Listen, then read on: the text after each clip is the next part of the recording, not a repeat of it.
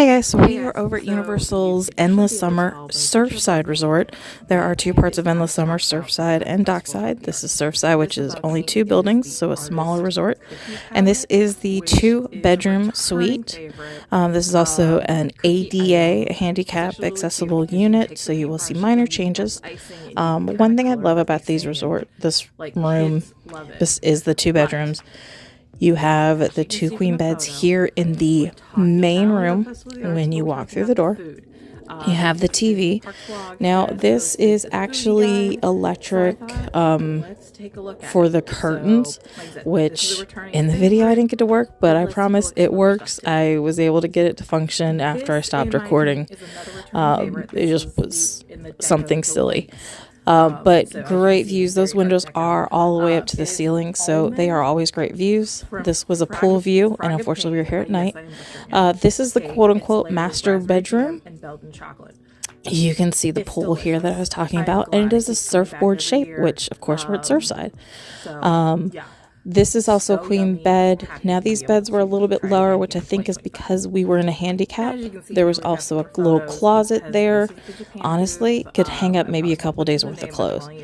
But then we've got the bathroom. Again, this is an ADA tub room.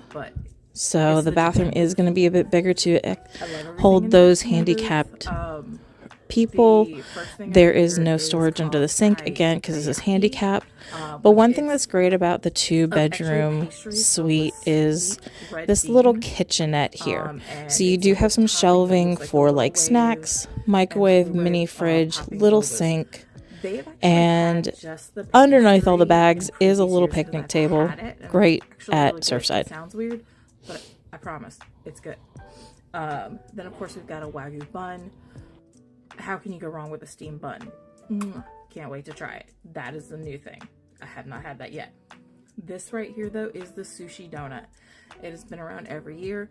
I feel like every festival there is some kind of sushi, be it a sushi tree for the festival holidays, frushi for flower and garden. So this is the sushi donut. Can't go wrong with sushi in my opinion. And of course the drink. This is actually a sake flight, which is new. A lot of people usually go to the Japan booth because you can get a sake in like a wooden personalized cup. It's a little wooden box, and they'll, I think, write your name on it. But I'm actually kind of excited to try the flight. So Japan, one of my favorites, love it. Okay, so this is a new item. So this is a Figment Liege, Liege. I'm probably pronouncing it wrong, waffle, and it's gonna have an ube filling.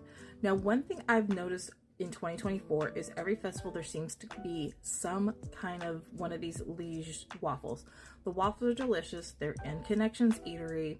I actually had the one at the festival holidays, and I had one at Flower and Garden last year, and they're great. They're actually perfect for actually a snack to go because they're actually already wrapped in plastic, or at least the ones I've had are.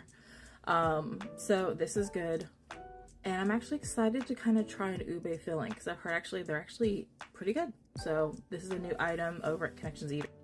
So this is the food that they pictured in the Vibrant and Vivito Encanto Cocina menu, which this is the booth between Morocco and France, which is a great booth. Regardless of what the theme is, there always seems to be some good food at this booth. So we've got a chorizo and potato empanada. That's been there before. Their empanadas are delicious. A spicy ajacano soup. Have not had it, but I'm kind of interested to try it because you have me at avocados and corn. That's me personally. Now, the last picture, it's actually a cheesecake. It's a mango cheesecake that's filled with passion fruit. I'm not a big cheesecake fan, but I will have the cheesecake at in Pandora at Santula Canteen every day of the week, so I would still give this one a try. So all of these are standards. The only thing I've had before is empanada, so I would fully endorse trying any of these. Oh, Canada. Yes, this is the food for the Canada booth. They're calling it Gourmet Landscapes for Festival of the Arts, but it's the Canada booth. The first picture is a citrus-based braised beet tartare. I'm not a fan of beets, so this is probably not something I would try, but I can tell you one thing. This other one is the wild mushroom risotto. It's got Parmesan cheese, obviously. You can't really tell, but there's truffle shavings. It is so good. But then again, one thing I've noticed, just Canada in general, there's always one item on the Canada menu, no matter the festival, that is amazing. But yeah, love the risotto. There will probably be a line. It's worth the line. Okay, this is at the refreshment port. This is actually a poutine. It's a caprese poutine. And it says it's gonna have Tuscan spice French fries, confit tomatoes, garlic. As you can see, we see the mozzarella, we see the pesto. This is new. I'm excited to try this. I want some now because I love a caprese. I love a French fry. You put them together and I see nothing wrong with this right here. This looks so cool. This is going to be a crowd pleaser, an Instagrammable video, TikTok. This is going to be on social medias. It is a liquid nitrogen mini cake pop. It's gonna have berry sponge cake, white chocolate ganache, and called colorful chocolate splats, which you see the splats. It's a cake pop in liquid nitrogen. It just sounds good. And especially if it's gonna be a warmer day, because even the Festival of the Arts is January and February, we can have some warm temperatures early in the day at Epcot and cooler at night. So I could totally see warmer day. People are going crazy for this one. New item, love it. Last thing I want to talk about here is this is at the Pop Eats menu.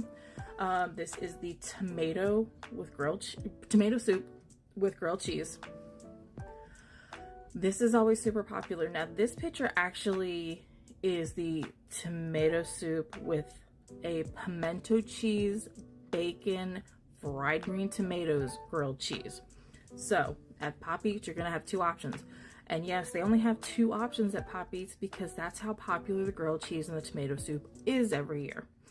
And I feel like previous years, it's actually had the tomato soup in a trash can, which was kind of cool. So basically, with your tomato soup, do you want basic grilled cheese or do you want to try the pimento cheese, bacon, fried green tomato, grilled cheese?